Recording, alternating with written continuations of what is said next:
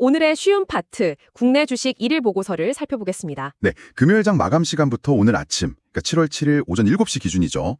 그때까지 어떤 사건들이 있었는지 궁금하네요. 최신 정보들을 좀 부탁드립니다. 네, 맞아요. 지난 금요일에 코스피가 꽤 많이 내렸죠. 거의 2% 가까이 하락해서 3,100선 아래로 마감했는데요. 네, 시장 분위기가 좀 안 좋았죠. 근데 주말 사이에 또 여러 소식들이 나왔습니다. 좀 긍정적인 요인, 또 부정적인 요인이 막 섞여 있는 그런 상황인데요. 오늘 아침까지 저희가 딱 취합한 최신 정보로 정리해드리겠습니다. 좋습니다. 먼저 좀 긍정적인 소식부터 짚어볼까요? 제일 큰 게 역시 미국 금리 인하 기대감, 이게 다시 커졌다는 점이죠. 네, 맞아요. 이게 소위 나쁜 소식이 좋은 소식이 된 그런 상황인데 어떻게 된 거죠? 금요일장 끝나고 발표된 미국의 7월 고용 지표가요.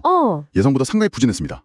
예상보다 안 좋게 나왔군요. 네, 신규 고용 건수도 예상치를 밑돌았고 실업률은 예상보다 높게 나왔어요. 이게 2021년 10월 이후 최고치라고 하더라고요. 임금 상승률도 좀 둔화됐다고요? 네, 시간당 임금 상승률도 예상보다 낮게 나왔습니다. 그러니까 전반적으로 노동시장이 좀 식고 있다. 임금 압력도 좀 완화되고 있다. 이런 신호로 해석이 되는 거죠. 그래서 연준이 금리를 내릴 거다, 이런 기대감이 커진 거군요. 그렇죠. 이제 9월에는 금리 인하를 명분이 더 강해졌다. 이런 분석에 힘을 얻고 있고요. 글로벌 투자은행들도 금리 인하 가능성을 더 높게 보고 있습니다. 이게 우리 증시에는 어떤 영향이 있을까요? 부담도 감소하는 그런 긍정적인 효과를 기대해 볼 수 있겠죠. 그렇군요.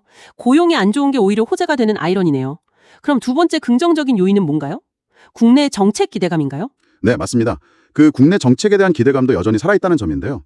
예를 들면 30조 5천억 원 규모의 2차 추경안, 이게 내수나 건설 경기에 좀 도움이 될 거라는 기대가 있고요. 추경안. 그리고 또 밸류업 프로그램도 계속 얘기가 나오고 있죠. 네, 기업 가치 높이기 위한 그 밸류업 프로그램, 이것도 계속 추진 중입니다. 상법 개정이라든지 배당 늘리는 기업에 세금 혜택을 준다든지 하는 내용들이죠. 이런 정책들이 소위 저 PBR 주식들, 그러니까 주가 순자산 비율이 낮은 금융주나 유틸리티, 지주사 이런 쪽에는 계속 관심을 갖게 하겠네요. 네, 시장이 좀 외부 충격으로 흔들릴 때 특정 섹터들이 좀 방어적인 역할을 해줄 수도 있고요.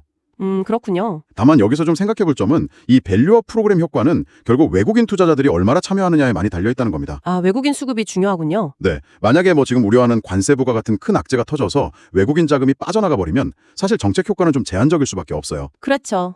안정적인 환경이 먼저 받쳐줘야겠네요. 조건부 호재라고 봐야 할까요? 네, 그런 셈이죠. 안정적인 거시 환경이 전제되어야 하는 겁니다. 그럼 세 번째 긍정 요인은 뭔가요? 앞서 나온 두 가지를 합쳐서 봐야 할까요? 합쳐져서요. 네. 경기가 좀 둔화될 거라는 우려는 있지만 그래도 풍부한 유동성이랑 정책 기대감이 단기 조정을 좀 마무리시키고 다시 시장의 수급을 유입시킬 수 있다. 이런 분석입니다. NH투자증권 같은 곳에서 나온 의견이고요. 그러니까 시장이 다시 좀 살아날 수 있다. 그렇죠. 정리해보면 이번 주 초반 시장 상승 동력의 핵심은 아무래도 미국 금리 인하 기대감이 될 것 같고요. 네. 국내 정책 모멘텀은 특정 섹터를 좀 지지해주는 그런 부차적인 역할을 할 것으로 보입니다. 시장이 당장의 경기 침체 가능성보다는 앞으로 풀릴 유동성의 힘에 좀 더 주목하려 할 수 있다는 거죠. 알겠습니다. 긍정적인 요인들을 짚어봤는데요. 근데 또 시장을 누르는 불안 요인들도 만만치가 않은 것 같아요. 네, 맞습니다. 부정적인 요인들도 좀 봐야 하는데요. 첫 번째는 역시 그 문제죠. 당장 모레 7월 9일로 다가온 한미 상호관세 유예 시한 만료. 이게 주말 동안에도 별다른 타결 소식이 없었어요. 네, 이게 지금 가장 큰 문제입니다. 불확실성 자체가 리스크인 거죠. 아직 협상 결과가 안 나왔으니까요. 최악의 시나리오는 뭔가요? 최악은 역시 자동차에 25% 관세가 부과되는 경우인데요. 이렇게 되면 현대차나 기아의 영업이익률이 1.8%포인트 정도 하락하고 연간으로는 5조 원 이상의 이익이 줄어들 수 있다는 분석까지 나왔습니다. 5조 원이요? 엄청나네요. 네, 신용평가사나 증권사 분석인데 그 정도 타격이 예상된다는 거고요. 당연히 철강이나 화학 같은 관련 산업들도 타격이 불가피하겠죠. 이게 경제 논리 외에 정치적인 판단도 들어갈 수 있어서 더 예측이 어렵다는 거죠. 맞습니다. 그래서 투자 심리가 위축될 수밖에 없고요. 특히 외국인 투자자들이 선제적으로 비중을 줄일 가능성, 이걸 유발할 수 있습니다. 자동차뿐만 아니라 부품 협력사들까지 제조업 전반의 어떤 시스템 리스크로 번질 가능성도 좀 경계해야 합니다. 정말 큰 문제네요. 그럼 두 번째 먹구름은 뭔가요? 내일이죠. 7월 8일 삼성전자 2분기 실적 발표. 이것도 우려가 크다고요? 네, 맞아요. 주말 사이에 전망치가 더 낮아졌습니다.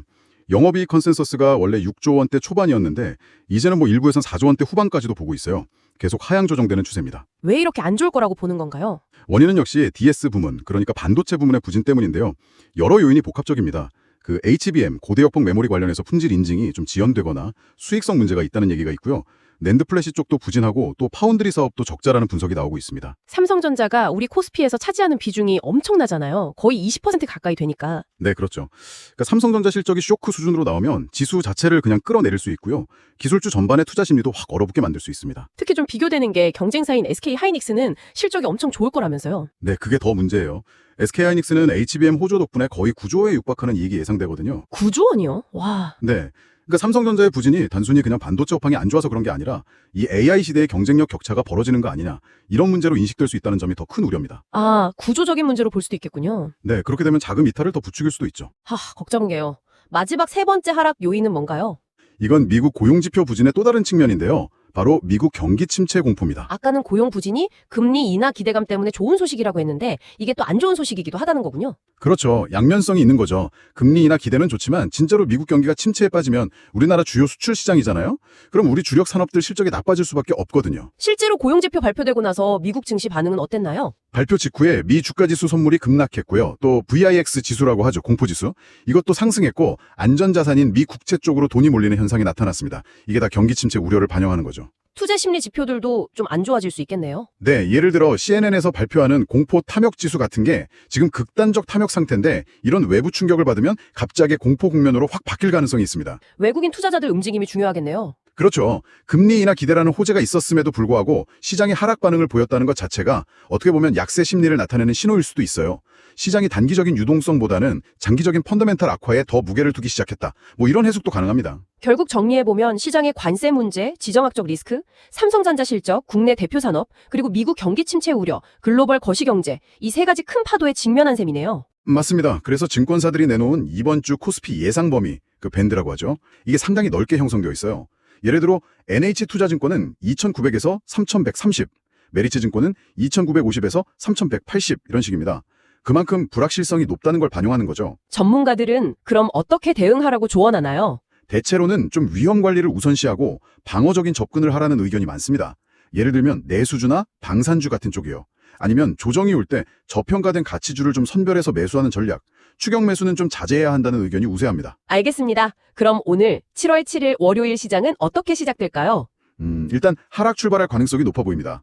주말 동안에 관세 불확실성이 해소되지 않았고 또 내일 발표될 삼성전자 실적에 대한 우려가 아무래도 금리 인하 기대감을 좀 압도할 가능성이 커 보입니다. 오늘 장중에 특히 어떤 점들을 주목해서 봐야 할까요? 몇 가지 변수가 있는데요. 첫째는 외국인 수급입니다. 특히 코스피 200 선물 시장에서 외국인들이 어떻게 움직이는지 봐야 하고요. 만약 대규모 순 매도가 나온다면 추가 하락 신호로 볼 수 있습니다. 네, 외국인 동향. 또요? 두 번째는 핵심 섹터 주가 흐름입니다. 특히 자동차 대표주인 현대차, 기아, 그리고 반도체 대표주인 삼성전자, SK 하이닉스 주가가 어떻게 움직이는지 면밀히 봐야겠죠. 마지막으로 환율도 중요하겠죠? 네, 맞습니다. 원달러 환율인데요. 환율이 오른다는 건 원화 가치가 떨어진다는 뜻이니까 위험 회피 심리가 강해지고 있다는 신호로 볼 수 있습니다. 이 세 가지를 좀 중점적으로 보시면 좋을 것 같습니다. 오늘 발표되는 해외 지표 중에는 뭐 특별한 게 있을까요? 오후에 독일 산업 생산이나 유로존 소매 판매 같은 게 발표되긴 하는데요. 근데 뭐 시장 전체 방향을 결정할 만한 그런 큰 무게감을 가진 지표는 아닌 것 같습니다. 전반적으로 보면 역시 관세 협상 시한하고 삼성전자 실적 발표를 앞두고 굉장히 좀 방어적인 자세 속에서 변동성이 클 것으로 예상됩니다. 뉴스 헤드라인 하나하나에 시장이 아주 민감하게 반응하는 그런 하루가 될 것 같습니다. 네, 정리를 해보자면 미국발 금리 인하 기대감이라는 어떤 훈풍, 긍정적인 요인이 있고요. 동시에 임박한 관세 결정, 삼성전자 실적 우려, 또 경기 침체 공포라는 이런 하락 요인들, 먹구름이 아주 팽팽하게 맞서는 그런 한 주가 될 것 같네요. 그렇습니다. 이번 주는 단순히 뭐 경제 지표나 기업 실적 숫자 자체를 넘어서서요. 시장 참여자들의 희망과 공포, 이 둘 중에서 과연 어느 쪽에 무게가 더 실리는지를 가늠해보는 그런 심리 게임 같은 양상이 될 것 같습니다. 네. 구독자님께서는 이 줄다리기에서 어떤 요인이 더 결정적이라고 보시나요? 한번 생각해 보시는 것도 좋겠습니다. 이상으로 오늘의 국내 주식 1일 보고를 마치도록 하겠습니다. 지금까지 쉬운 파토 시청해 주셔서 감사합니다.